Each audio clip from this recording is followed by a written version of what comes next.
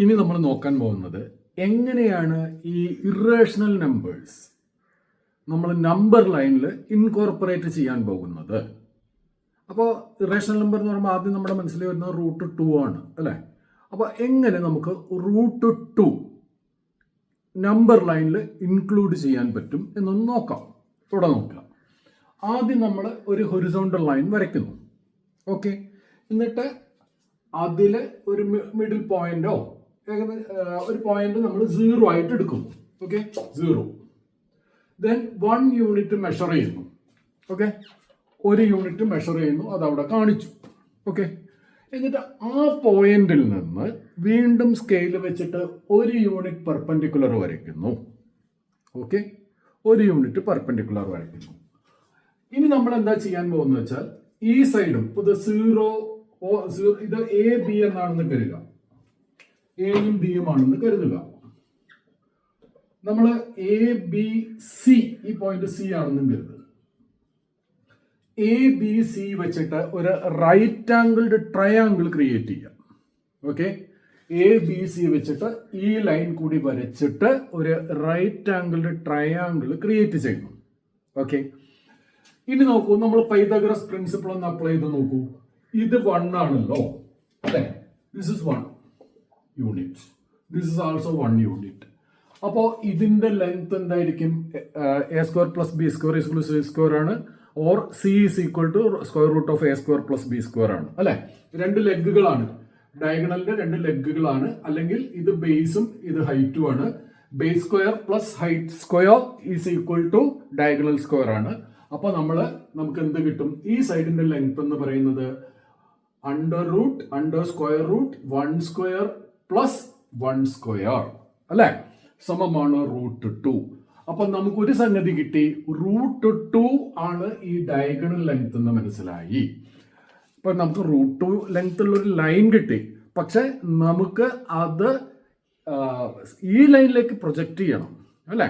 ഈ ലൈനിലേക്ക് പ്രൊജക്റ്റ് ചെയ്യണം. കാരണം നമുക്ക് വെറുതെ √2 എന്നുള്ള ഒരു ലെങ്ത് കിട്ടിയിട്ട് കാര്യമില്ല. അതിന് നമുക്ക് ഈ ലൈനിലേക്ക് പ്രൊജക്റ്റ് ചെയ്യണം. അതിനുള്ള വഴി എന്താ വെച്ചാല്, ഇതിലാണെങ്കിൽ നിങ്ങൾ കോമ്പസ് ഉപയോഗിക്കും നിങ്ങളുടെ ബുക്കിലാണെങ്കിൽ.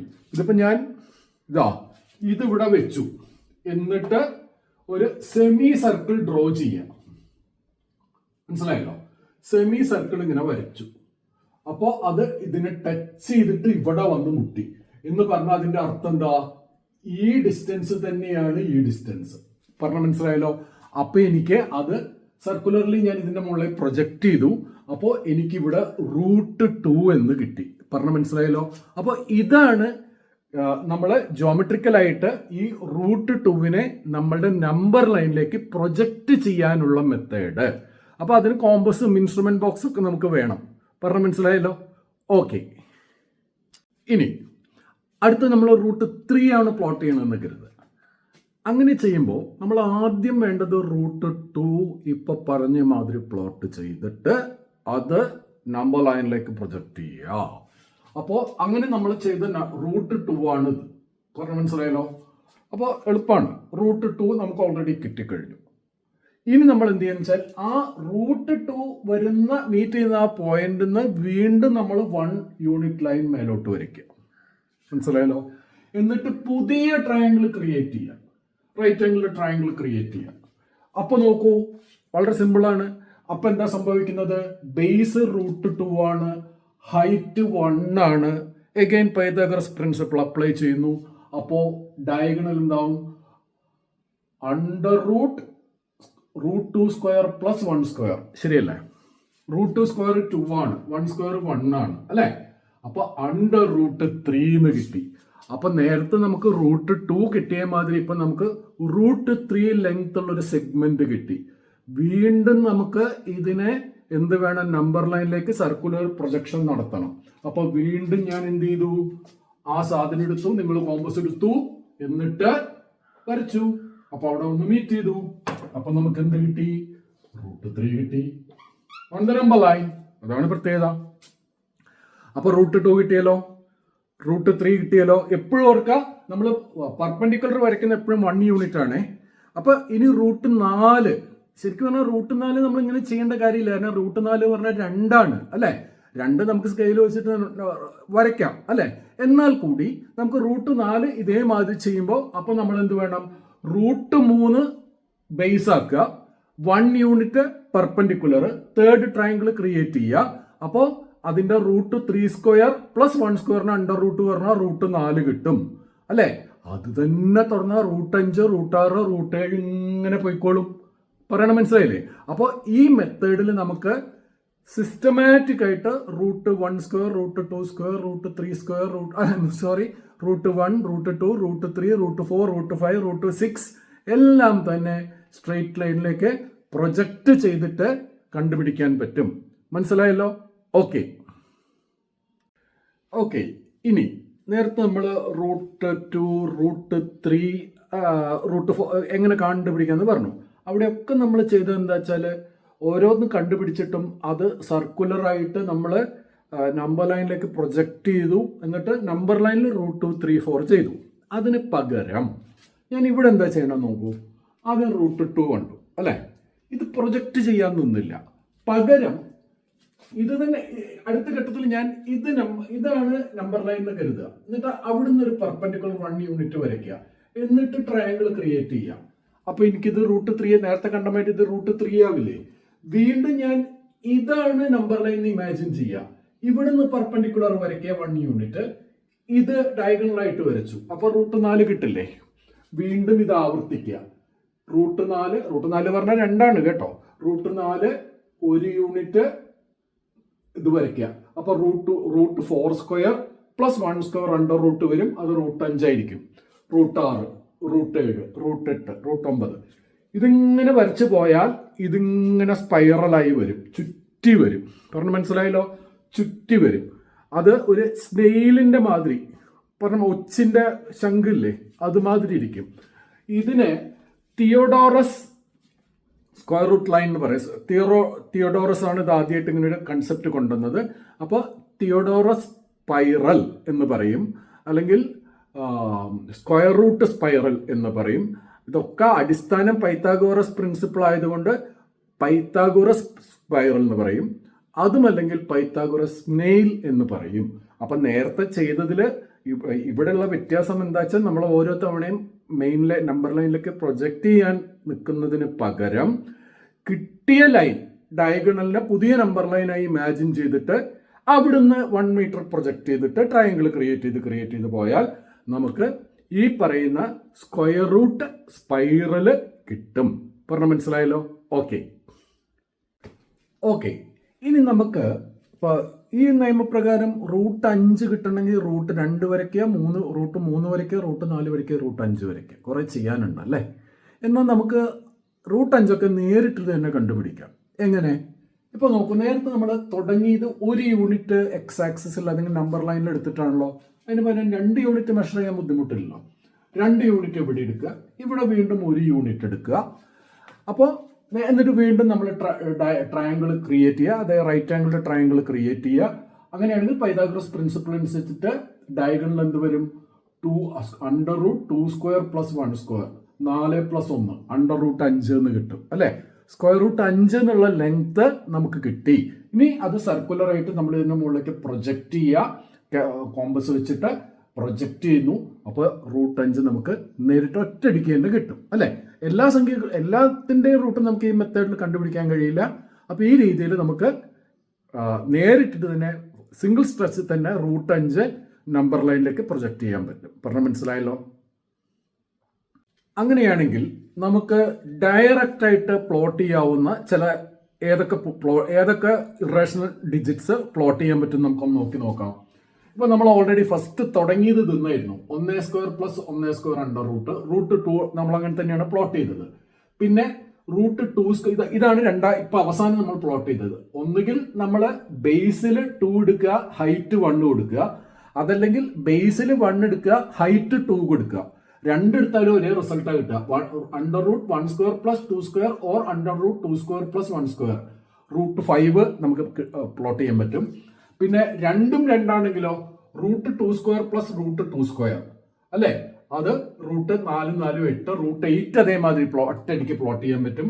1 3 എടുത്താലോ √1² + 3² അല്ലെങ്കിൽ √3² + 1². ഇത് രണ്ട് രീതിയിൽ എഴുതുന്നത് ഹൈറ്റും ബേസും അങ്ങോട്ടും ഇങ്ങോട്ടും എക്സ്ചേഞ്ച് ചെയ്തെടുത്താലും സെയിം റിസൾട്ട് ആണ് കിട്ടുക എന്നുള്ളത് കൊണ്ടാണ്. അപ്പൊ √10 9 1 10 എന്ന് കിട്ടും.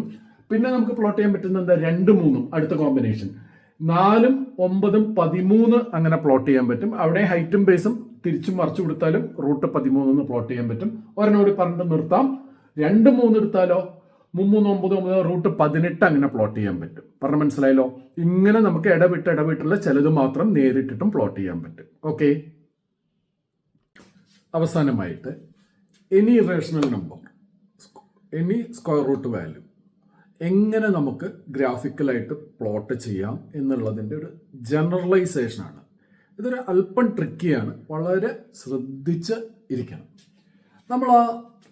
നമുക്ക് √x ആണ് പ്ലോട്ട് ചെയ്യേണ്ടതെന്ന് കരുതുക. ആ എക്സ് എന്നുള്ളത് 1 2 3 മാത്രമല്ല 1.5 1.6 അല്ലെങ്കിൽ 2.8 എന്തോ അങ്ങനത്തെ ഡെസിമൽ ഇൻവോൾവിങ് ഇനി വാല്യൂ ആകാം. പറഞ്ഞാൽ മനസ്സിലായല്ലോ. അപ്പോൾ നമ്മൾ എന്താണ് ചെയ്യുന്നത്, അതിൻ്റെ സീക്രട്ട് എന്താണ്? നമ്മൾ നേരത്തെ മാതിരി ആദ്യം ഞാൻ പറയുന്നത് മാത്രം ശ്രദ്ധിക്കുക, പ്ലോട്ട് ഒന്നായിട്ട് നോക്കണ്ട. സ്ട്രെയിറ്റ് ലൈൻ നമ്മൾ ഇമാജിൻ ചെയ്യുന്നു. ഓക്കെ. അതിൽ എന്നിട്ട് ഞാൻ AB എന്ന 2 പോയിന്റ് എക്സ് മെഷർ ചെയ്തിട്ട് അതിന് AB എന്ന് പേര് കൊടുക്കുന്നു. എക്സ് ഞാൻ മെഷർ ചെയ്തു, എന്നിട്ട് അതിന് AB എന്ന് പേര് കൊടുത്തു. ഓക്കെ. എന്നിട്ട് ഞാൻ എന്ത് ചെയ്യണം വെച്ചാൽ അതേ സ്കെയിലിൽ ഒരു യൂണിറ്റ് എക്സ്ട്രാ കൂടി വരച്ചു വെക്കണം. ആ ലൈൻ എക്സ്റ്റെൻഡ് ചെയ്തിട്ട് ഒരു യൂണിറ്റ് കൂടി. അപ്പൊ ഞാൻ ഇപ്പൊ ഇത്രേ വരച്ചിട്ടുള്ളൂ എന്ന് സങ്കല്പിക്കാം. ഒരു സ്ട്രെയിറ്റ് ലൈൻ ആദ്യം അതിൽ എക്സ് പ്ലോട്ട് ചെയ്തു, എക്സ് മെഷർ ചെയ്തു, പിന്നെ 1 യൂണിറ്റ് എക്സ്ട്രാ മെഷർ ചെയ്തു. ശ്രദ്ധിച്ചിരിക്കുക. എന്നിട്ട് ശ്രദ്ധിക്കുക, ഇപ്പൊ ടോട്ടൽ ലെങ്ത് x+1 ആയല്ലോ. ടോട്ടൽ ലെങ്ത് ഇപ്പൊ x+1 ഉണ്ട് അല്ലേ. എന്നിട്ട് ഞാൻ അതിന്റെ മിഡ് പോയിന്റ് ലൊക്കേറ്റ് ചെയ്യാം. എക്സിന്റെ മിഡ് പോയിന്റ് അല്ല ഞാൻ പറഞ്ഞ എക്സും 1ഉം കൂടി ചേർത്തതിന്റെ മിഡ് പോയിന്റ് ഞാൻ മെഷർ ചെയ്തപ്പോ അത് എക്സിന്റെ മിഡ് പോയിന്റ് അല്ല വന്നത്, ഇവിടെയാണ് വന്നത്. ഒരു യൂണിറ്റും കൂടി ഉള്ളത് കൊണ്ട് കുറച്ച് ഇപ്പറായിട്ട് വന്നു. അതിന് ഞാൻ ഇനീഷ്യൽ പോയിന്റ് മെഷർ ചെയ്തു. അപ്പൊ ഓർക്കുക, ഇപ്പൊ x+1 എന്നുള്ളത് 2 ഹാഫ് ഈക്വൽ സെഗ്മെന്റ് ആയി മാറി. A to 0 എന്നോ പറയാം. AO പിന്നെ O to this point. Okay. B അല്ല കേട്ടോ, ഇവിടം വരെ. അതിന് പേരൊന്നും ഇല്ലെങ്കിലും കുഴപ്പമില്ല, വേണമെങ്കിൽ പേര് കൊടുക്കാമെന്ന് മാത്രം. ഓക്കെ. അപ്പൊ നമുക്ക് അപ്പൊ ഇതിൽ ഈ സെഗ്മെന്റ് ലെങ്ത് എന്തായിരിക്കും എന്ന് ആലോചിച്ച് നോക്കൂ. x+1/2 അല്ലേ, കാരണം ആകെ ലെങ്ത് x+1 ആണല്ലോ, അതിന്റെ പകുതിയാണ്. ഈ O അതിന്റെ മിഡ് പോയിന്റ് ആയത് കാരണം ഇത്രയും ലെങ്ത് എന്ന് പറഞ്ഞാൽ x+1/2 ആണ് അല്ലേ. ഇനി നമുക്ക് വേണ്ടത് ഇതും നോക്കൂ, ശ്രദ്ധിക്കൂ. ഇത് the other x+1/2 ആണല്ലോ. ശ്രദ്ധിച്ചിരിക്കണം, ഇത്തിരി കൺഫ്യൂസിംഗ് ആയി തോന്നാം. ഇതും x+1/2 ആണ് അല്ലെ. പക്ഷെ നമുക്ക് ഇവിടെ വേണ്ടത് ഇതുവരെ B വരെ ഉള്ളതാണ്. അതപ്പോ എന്തായിരിക്കും? x+1/2 -1. കാരണം നമ്മൾ ഈ 1 യൂണിറ്റ് ഒഴിവാക്കിയിട്ടുള്ള സെഗ്മെന്റ് എടുക്കുന്നത്. അപ്പൊ ഇത്രയാണ് എടുക്കുന്നതെങ്കിൽ എന്തായിരിക്കും?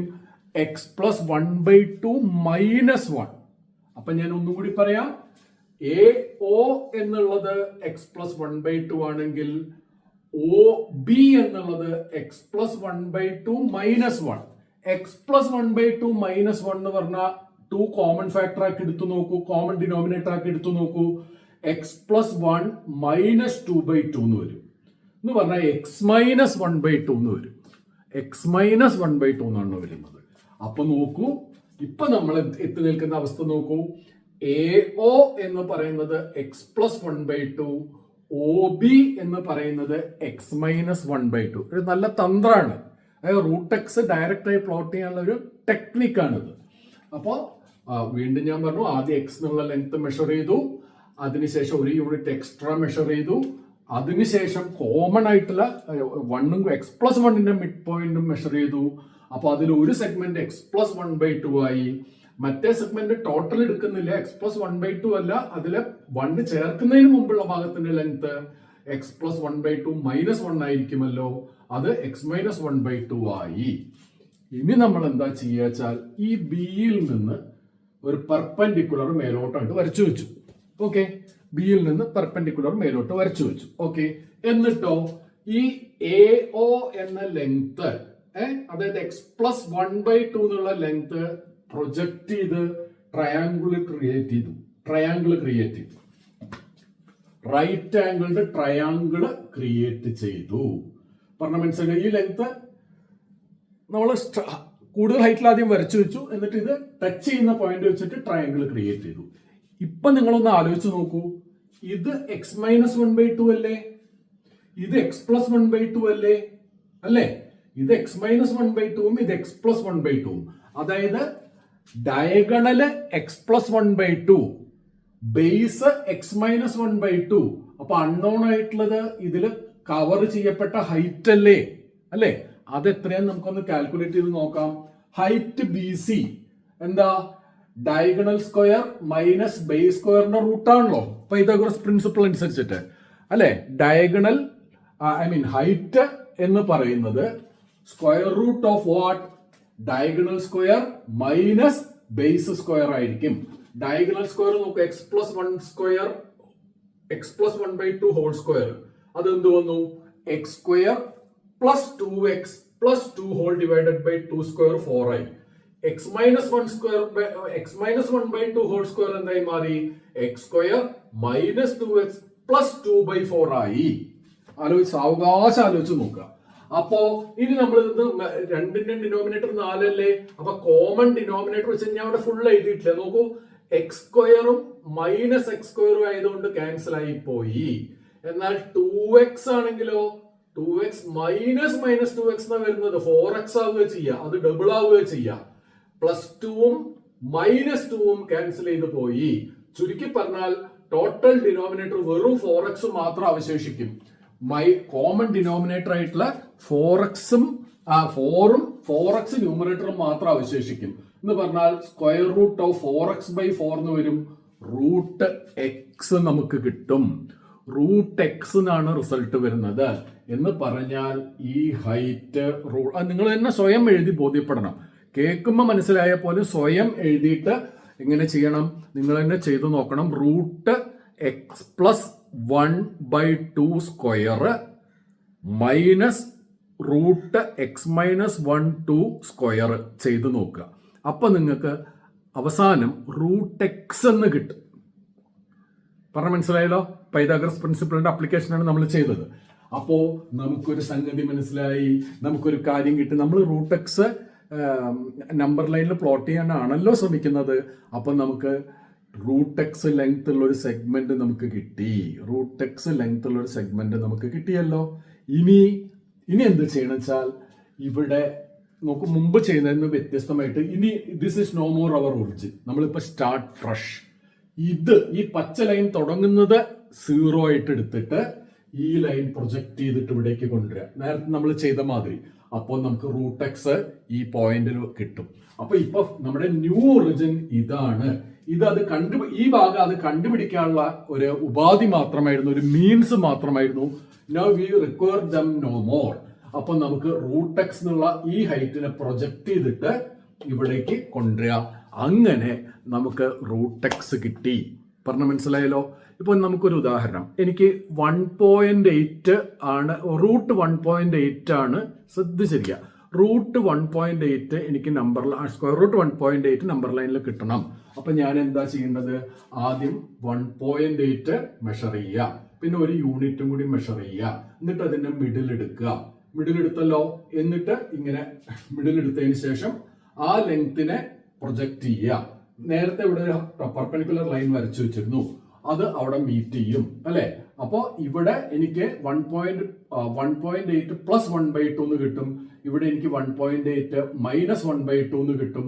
അങ്ങനെ ചെയ്താൽ എനിക്ക് അവസാനം ഇത് തന്നെ, ഇനി വിശദീകരിക്കേണ്ട കാര്യമില്ല. ഇതേ മാതിരി ചെയ്യുമ്പോൾ എനിക്ക് √1.8 എന്ന് ഇവിടെ കിട്ടും. അത് തന്നെയാണ് എനിക്ക് വേണ്ടിയിരുന്നതും.